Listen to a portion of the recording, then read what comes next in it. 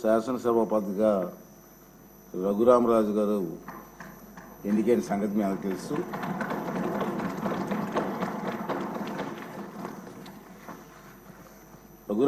కృష్ణరాజు గారు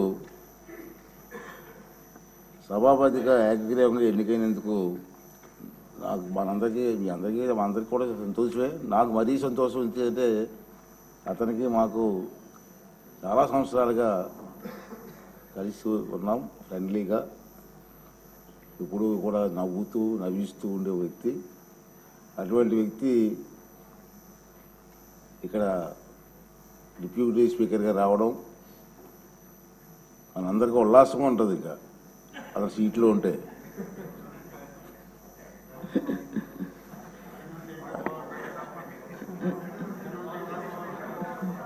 రఘురామకృష్ణరాజు గారు నాకు చిరకాల మిత్రులు అని చెప్పాను నేను. రాజుగారు 14th మే 62వ నాడు సంవత్సరంలో విజయవాడలోనే జన్మించారు. ఇక్కడే వీరు సూనాయన రాజు గారు అన్నపూర్ణ దంపతులకు జన్మించారు. వీరు మా విశాఖపట్నం ఆంధ్ర యూనివర్సిటీలో చదువుకున్నారు. పోస్ట్ గ్రాడ్యుయేట్ పట్టా పొందారు. అలాగే ప్రముఖ పారిశ్రామికవేత్త. మీ అందరికీ తెలిసిన విషయం కొత్త ఏం కాదు. వేల మందికి ఉద్యోగ అవకాశాలు కూడా పారిశ్రామికవేత్తగా కల్పించిన వ్యక్తి. తర్వాత వీరి తాతగారు అయినటువంటి జిఎస్ రాజు గారు ఆంధ్రప్రదేశ్ శాసన మండలికి డిప్యూటీ చైర్మన్గా పనిచేశారు. తొలి ఫస్ట్ డిప్యూటీ చైర్మన్గా తాతగారు పనిచేశారు. అంటే కొత్తగా రాజకీయాలు అవి కాదు, ఫస్ట్ నుంచి కూడా. వీరు చాలా ప్రదేశాల్లో, అంటే మేము ఎక్కువ కాలం నుంచి కలిసి ఉంటున్నాం కాబట్టి తెలుసు నాకు. ఈ ప్రాంతం ఆ ప్రాంతంలో లేదు, ఎక్కడ హెల్త్ క్యాంప్స్ కానివ్వండి, బ్లడ్ డొనేషన్ క్యాంప్స్ కానివ్వండి, ఐ క్యాంప్స్ కానివ్వండి, వారి చేతుల మీదకి ఎన్నో కార్యక్రమాలు చేశారు. ఎవరైనా కార్యక్రమాలు చేస్తున్నప్పుడు కూడా వారికి సంబంధం లేకపోయినా అతను ఇన్వాల్వ్ అయ్యి ఆ కార్యక్రమాలు విజయవంతం చేయడం కోసం కూడా ప్రయత్నం చేసే సందర్భాలు నాకు తెలుసు.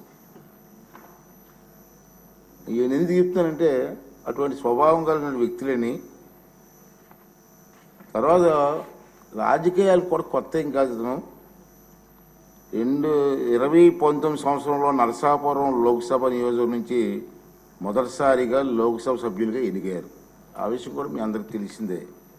అతన్ని ప్రత్యేకంగా పరిచయం చేయవలసిన లేదు. గత 5 సంవత్సరాలు టీవీలో చూస్తూ ఉన్నాం కదా మనం. ప్రత్యేకంగా పరిచయం చేయవలసిన వ్యక్తి ఏం కాదు. ఈ రాష్ట్రంలో మారుమూల గ్రామాల గురించి అడిగినా రాజుగారి గురించి చెప్పే పరిస్థితి ఉంది. అది ఏ ప్రోగ్రాం అండి? రచ్చబండ గారు. రచ్చబండలో కార్యక్రమం ద్వారా బాగా ఫేమస్ అయిపోయారు అతను. తర్వాత వీరు పలు లోక్సభ స్టాండింగ్ కమిటీల్లో సభ్యులుగా ఉన్నారు. 20-24 సంవత్సరంలో వీరు ముందు శాసనసభ నియోజకవర్గం నుంచి సభ్యునిగా ఎన్నికయ్యారు. చంద్రబాబు నాయుడు గారి ఆశీస్సులతో మొన్న ఎన్నికలు గెలవడం జరిగింది. మరి ఇదే విధంగా చెప్పాను, రచ్చబండ మరియు ఇతర కార్యక్రమాల ద్వారా సామాన్య ప్రజలకు కూడా బాగా పరిచయమైన వ్యక్తి. అటువంటి వ్యక్తి ఇక్కడ డిప్యూటీ స్పీకర్గా పనిచేయడం మనందరికీ కూడా ఆనందదాయకం.